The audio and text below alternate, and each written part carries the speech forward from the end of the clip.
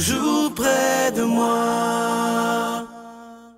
Bon matin, bon vendredi. Le café peut être prêt chez vous, un bon verre de jus d'orange. Aujourd'hui, imaginez, juste avant d'ouvrir et de vous parler, je réalisais que ça fait à peu près 1 an, jour pour jour aujourd'hui, que Sœur Angèle nous annonçait une très mauvaise nouvelle, vous vous en souvenez. Et je peux vous dire maintenant qu'elle est en pleine forme. Elle travaille plus que jamais. D'ailleurs, je suppose qu'elle prend son énergie, mais elle a une énergie incroyable. Et on s'en va la rejoindre immédiatement, notre petite Sœur Angèle. Cette émission vous est présentée par l'organisme catholique La Victoire de l'amour. Depuis toujours, l'être humain cherche le chemin qui mène au vrai bonheur. Pourtant, encore aujourd'hui, notre monde se meurt d'un manque d'amour. Il y a plus de 2000 ans, un homme du nom de Jésus de Nazareth est venu bouleverser le monde, et ce, à tout jamais. Si tu acceptes le Christ dans ta vie, tu es condamné à être heureux.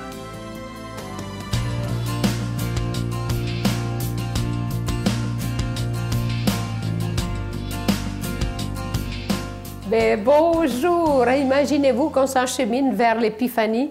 Évidemment, on ne la fête pas beaucoup. Et je trouve ça triste parce que l'Épiphanie, c'est une fête, moi, qui me tenait beaucoup à cœur. Parce que c'est là que les rois mages sont allés, ils ont vu l'étoile et puis ont découvert Jésus. Et je trouve que c'était important de le mentionner et puis de tenir compte parce que vous savez, les rois mages, vous les connaissez, hein? C'est Gaspard, Métiar et Balthazar. Vous voyez les trois. Alors, nous avons les chameaux, on a le petit Jésus qui est né, et puis toujours la lumière. La lumière, mais évidemment, c'était l'étoile filante qu'on dit, mais c'était vraiment quelque chose qui amène... Moi, en toute façon, nous, c'était très important. La crèche, tout quand les rois mages arrivaient, et... Voilà l'autre chose. On avait hâte, les enfants en Italie, de l'Épiphanie. Parce que les cadeaux ne se faisaient pas à Noël. On faisait tout à l'Épiphanie. C'est les rois mages qui portent les cadeaux. Alors moi, je reçois toujours ma famille au roi mage, le 6 janvier, le dimanche. Des fois c'est le 6, des fois c'est le 5. Cette année, c'est le 5. Alors, vous voyez, à ce moment-là, on échange des cadeaux parce que c'est les rois mages qui apportaient les cadeaux. C'est pas le petit Jésus. Lui a été un cadeau. C'est différent. Mais là, on voit ça et puis je me dis, tiens, je garde encore ça, moi. Je reçois tout le monde là parce que c'est quand les rois mages arrivent, c'est là que tout s'est fait. Ils ont sauvé, dans le fond, ils ont sauvé Jésus. Hein? Parce que Jésus, évidemment, il voulait le tuer, c'est ça. C'est passé beaucoup de choses entre Noël et l'Épiphanie. Hein? Il voulait tuer le petit Jésus, mais voyez-vous, alors les rois mages ont porté les cadeaux, ils ont vu que c'était le roi, que c'était quelqu'un de grand, quelqu'un qui guérissait les cœurs, qui guérissait toute la souffrance du monde, parce qu'il s'est fait petit. Il s'est fait petit comme nous. Hein? Il faut être pareil comme nous. Quand on dit Jésus, c'est qui? C'est chacun de nous.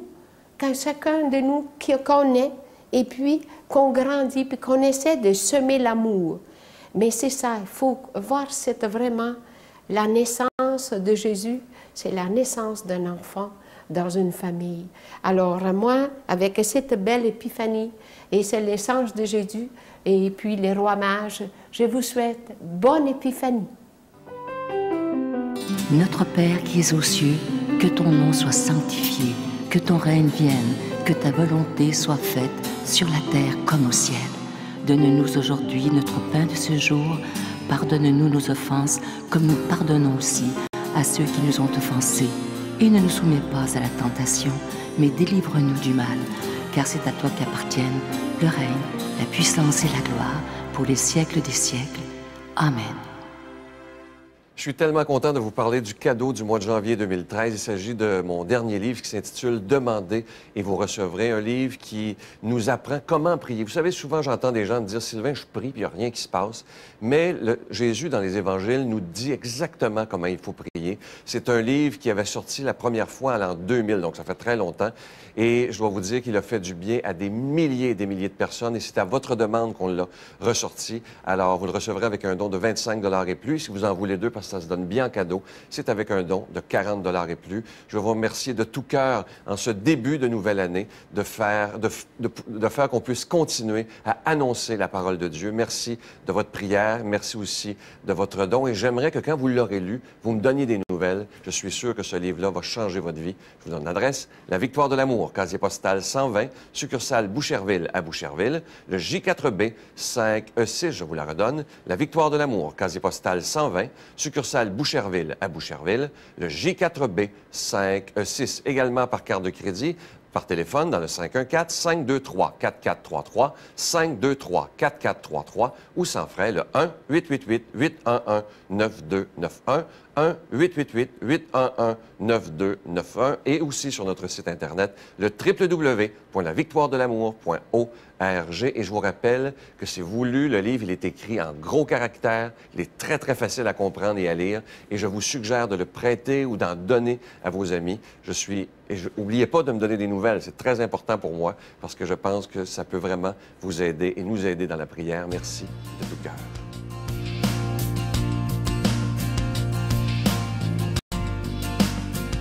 Aujourd'hui, pour savourer cette parole de Dieu et apprendre à mieux la comprendre, justement, on va rejoindre celui, j'aime à dire de lui que c'est notre bibliste de l'équipe, l'abbé Raymond Gravel.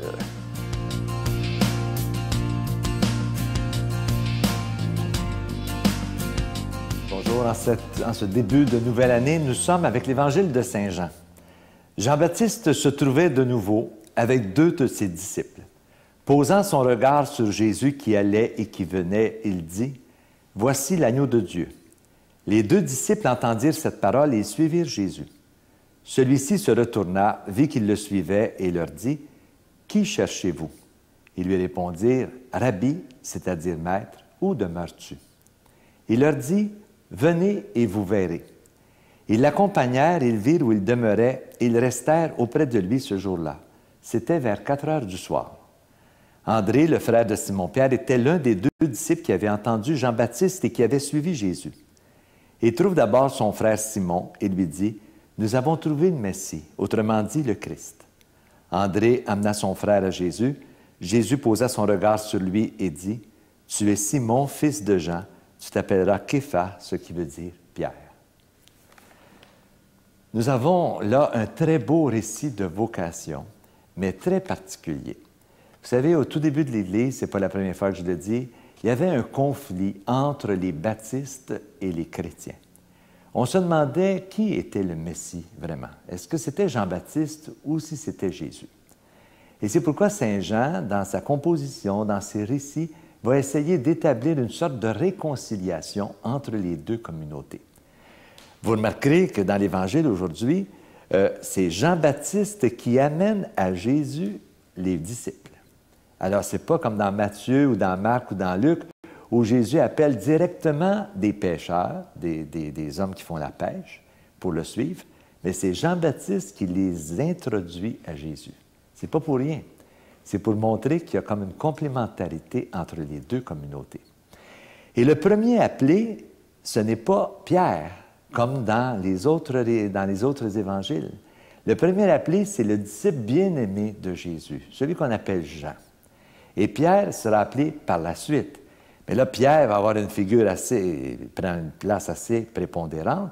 Jésus va lui dire: « Tu es Pierre, tu vas t'appeler Képha parce que tu es Pierre et sur cette pierre, je vais bâtir mon Église. » Alors, on voit très bien dans l'Évangile de Jean le conflit qui perdurait à l'époque de Saint Jean, mais aussi ce désir de réconciliation entre les 2 communautés. Je pense que c'est flagrant dans le texte d'Évangile aujourd'hui. Mais en même temps, qu'est-ce que Saint Jean veut nous dire à travers cet appel, ce récit de vocation? Il veut nous dire que c'est comme un nouveau commencement. Vous savez, son Évangile, Saint Jean commence: « Au commencement était le Verbe était auprès de Dieu, le Verbe était Dieu. » Et là, on arrive avec l'appel de ses disciples qui sont passés par Jean-Baptiste. Alors, c'est un nouveau commencement, c'est une ère nouvelle qui commence avec l'Église naissante. Et tout se fait par le regard. Vous remarquerez, le regard est bien important dans cet évangile de Saint Jean. Jean-Baptiste regarde Jésus qui va et qui vient, donc qui est tout à fait libre, et Jésus regarde les disciples d'une façon assez particulière. Et lorsqu'il pose son regard sur les disciples, sur ceux qui l'appellent, Jésus va tout de suite leur dire qui ils suivent et qui ils sont. Et il demande « Où demeures-tu? » Et Jésus dit « Mais venez et vous verrez. » Alors, en demeurant avec le Christ, on devient ses disciples. C'est un peu ça que l'évangéliste Jean veut nous dire. Et la vocation, il y a deux façons de la vivre. Ça peut être un appel qui est direct. On a ça dans l'Ancien Testament, au livre de Samuel, où le jeune Samuel est appelé par Dieu lui-même, et il va voir son maître, le prophète Élie, puis il dit « Tu m'as appelé? » Il dit « Non, non. » Puis au troisième appel, c'est Élie qui va dire à Samuel « C'est le Seigneur lui-même qui t'appelle. Tu as juste à lui répondre « Me voici. » Alors, ça peut être direct l'appel, mais ça peut aussi passer par un intermédiaire. Alors, Jean-Baptiste a servi d'intermédiaire, et Jean va servir d'intermédiaire à Pierre pour l'appel qui est fait par le Christ. Alors, ça veut dire que dans notre vie à nous aujourd'hui, il est possible aussi qu'on ait besoin d'intermédiaires pour suivre le Christ. Alors, on est appelé par toutes sortes de monde. Ça peut être des gens tout à fait dans la rue qui nous interpellent et qui nous disent « Tu n'as jamais pensé que tu pourrais faire telle chose? » Ou « Je t'ai écouté parler. » Il y a des gens qui me disent ça des fois. « On vous a écouté parler, puis vous nous avez interpellés. » Alors, je pense que l'appel peut passer par des gens, c'est par des intermédiaires. Et ces appels-là, on doit en tenir compte parce qu'ils sont importants pour la vocation chrétienne. Vous savez, saint Augustin, au 4e siècle, disait dans ses confessions que « Seigneur, tu m'as appelé, mais je ne t'ai pas entendu, parce que tu étais au-dedans de moi et moi, j'étais au-dehors. » Saint Augustin dit ça de cette façon-là. Il dit « Lorsque je me suis arrêté et que je suis entré à l'intérieur de moi-même, c'est là que j'ai entendu ton appel. » Alors, je pense que l'appel peut être très discret parfois, mais il est important. Soyez attentifs aux appels du Seigneur, au nom du Père et du Fils et du Saint-Esprit. Amen. Je vous salue Marie, pleine de grâce. Le Seigneur est avec vous. Vous êtes bénie entre toutes les femmes, et Jésus, le fruit de vos entrailles, est béni. Sainte Marie, Mère de Dieu, priez pour nous pauvres pécheurs, maintenant et à l'heure de notre mort. Amen.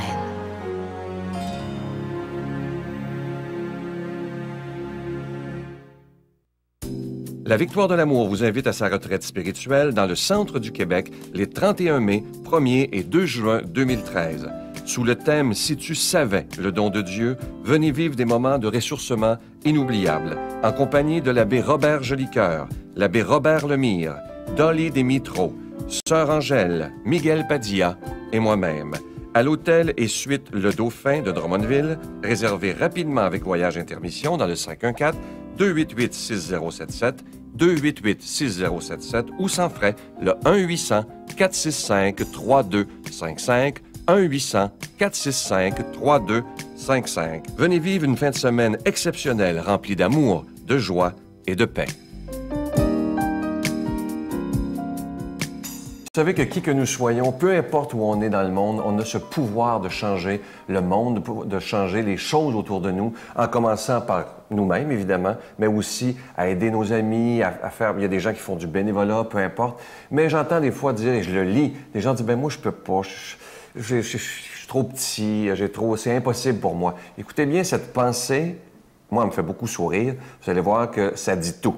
Si vous pensez que vous êtes trop petit pour changer quoi que ce soit dans le monde, essayez donc de dormir avec un moustique dans votre chambre. C'est tout à fait vrai d'ailleurs, parce qu'un tout petit moustique peut changer notre nuit totalement. Je vous souhaite une belle journée. À demain. Bye-bye. J'arrive là et j'ai vu 3000 hommes, femmes et enfants morts en état de décomposition. Et quand j'ai vu ça, j'ai commencé à pleurer, à hurler presque. Et je pleurais, j'avais une tristesse épouvantable. La Victoire de l'amour remercie de tout cœur les Résidences Soleil de leur accueil si chaleureux.